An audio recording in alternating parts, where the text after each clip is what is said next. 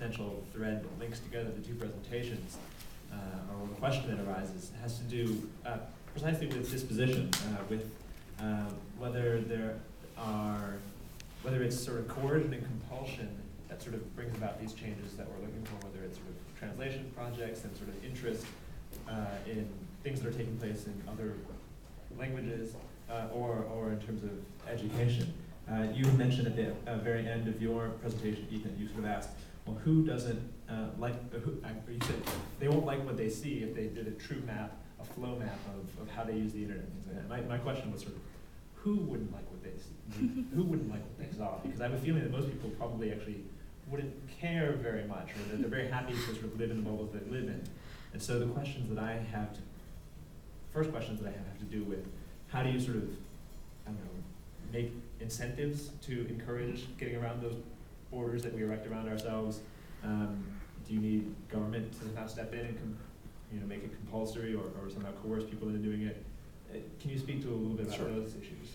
So the analogy that I usually use when I talk about this stuff is to talk about information and perspective sort of from the same perspective as nutrition. You may have noticed that I'm sort of a big guy. There are people out there who would suggest and mandate that people need to eat in certain ways. I'm sure that there's a strain of thought that wants to constrain me from going out for a beer after this talk. Generally speaking, the way the U.S. government has handled this is by making information highly available. And that information has to do with what you're consuming in one fashion or another. So we don't mandate that people stop eating Cheetos and whatever sort of other personal temptations there are, but we do warn people that they may need certain things in their diet, and we show them what they're getting and what they're not getting. That's probably what I'd suggest around media. First of all, we do a terrible, terrible job of having a sense for what news we're actually getting. A lot of us pat ourselves on the back for reading the New York Times, for watching the nightly news on television. You may well be consuming crap, particularly if you're sort of looking at newscasts. I mean, the average nightly newscast on local television, you generally have something like less than 10% of international news.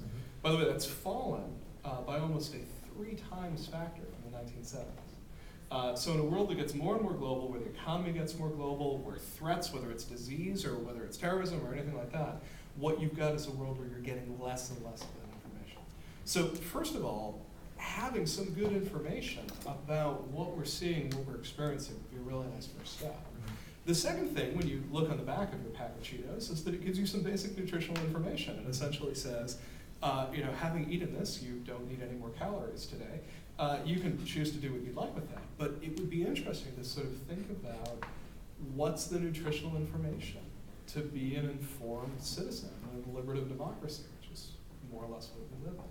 So, no, I don't think anyone's going to go out there and mandate, as much as I would love to mandate 10% African news on television every night. It's just not going to fly. But the truth is, I think that most of us are fooling ourselves. I think most of us think that we're getting more diversity than we actually do.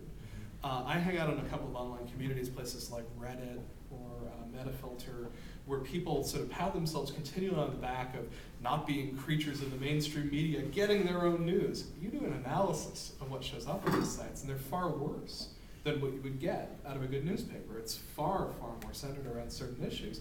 You look at the community that you're hanging out with on a group like Reddit, it's 90% male. And it's 87% English as a first language. It's a very limited piece of it. So let's get the info first, and let's figure out whether you have to make other changes from there.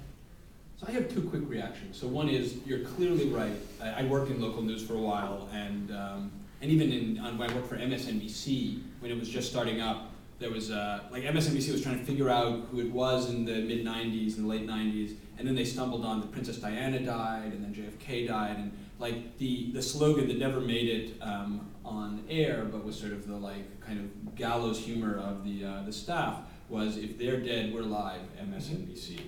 And and it's like, if it bleeds, it leads is a sort of classic story about local news.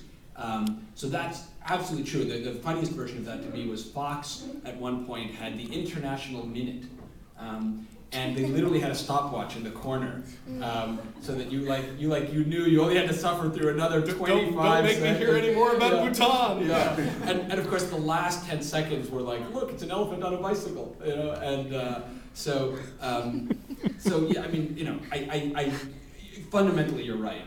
The riddle though is, how do you deal with the motive? I mean, I think about this with nutrition too, right? It's like, what is it that gets people to change behavior? And for the most part, I don't know that nutritional information changes people's behavior much either. I mean, people know smoking isn't good. They know that eating at McDonald's every day is probably not a path to longevity, and yet that doesn't seem to change things, right? And so I really wonder. And coming back a little bit to kind of champion this idea of we need to think about this sort of more foundational thing about education.